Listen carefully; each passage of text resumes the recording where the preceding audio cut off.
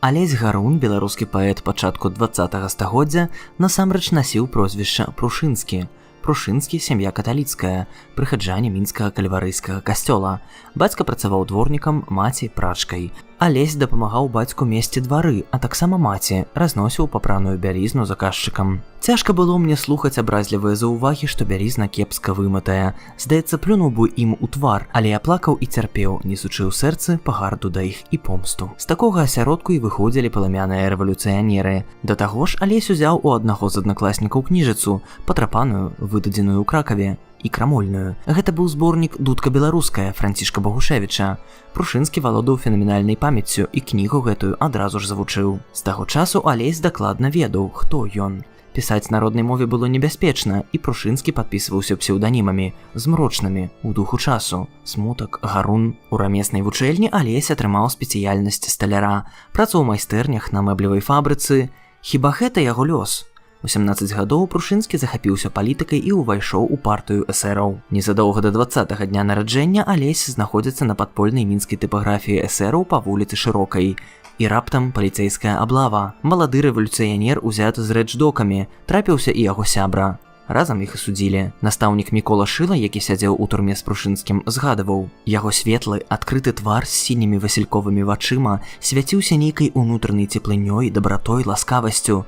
Па натуры ціхі, крыху саромлівы, спакойны. Страху ён не знаў. Быў перапоўнены адвагою і станоўкасцю. Пасля віленскіх лукішак і мінскага пішчалаўскага замка Алеся Прушынскага чакала вечнае пасяленне ў Сібіры. Ратавала Гаруна толькі прафесія сталяра. У ссылцы ён блізка пасябраваў з Язэпам Лёсікам, які прыходзіўся стрыечным братам Якубу Коласу. Там жа ў Сібіры ён пісаў зборнік «Матчандар», працуючы на баржы нумар 18, што плавала па Лене да Якуцка. У той час Гаруну давялося нават здабываць золата на капальнях у Бадайба.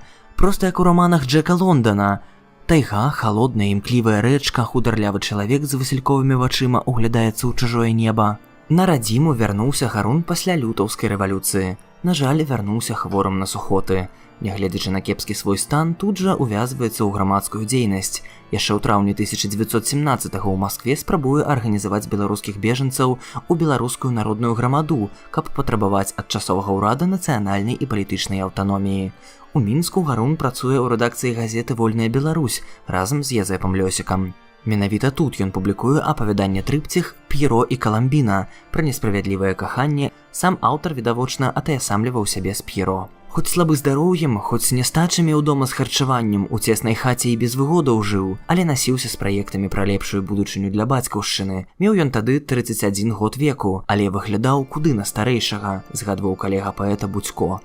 Але пры гэтым меў на сваім утрыманні родную матку старую і недарослага да няўдалага брата гадоў 15, які сваім абыходжаннем, сваім характарам нерваваў Алеся, псаваў яму здароўе. На ўсебеларускім з'ездзе 1917 года Алесь Гарун быў віцэ-старшынёй. Гаруна лічыць героем, яго выступы распальваюць людзей. Паднялася крыху згорбленая, апранутая ў сялянскую жакетку, павольная статура.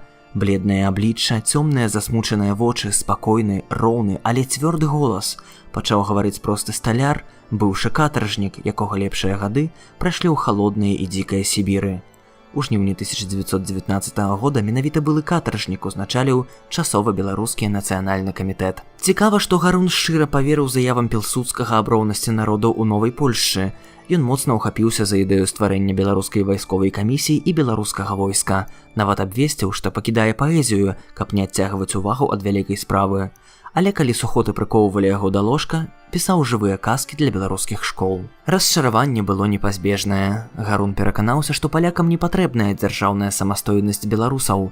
Да таго ж наступалі бальшавікі. Паэта на той час ужо шукалі чэкісты. Разам з беларускай ваеннай камісіяй ён з'язджае. Спыніліся ў Ваўкавыску. Пайшлі з калегамі на базар, а там вішні прадаюць, свежыя, сакавітыя. Назаўтра Прушынскі не прыйшоў на паседжанне. Калі сябры наведалі яго, аказалася, захварэў.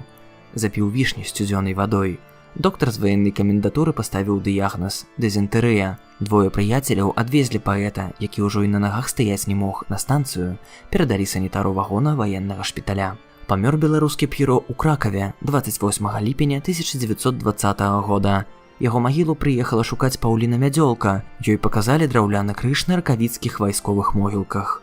Затым пра магілу паэта забыліся. Зноў яе знайшлі толькі ў 1988 годзе.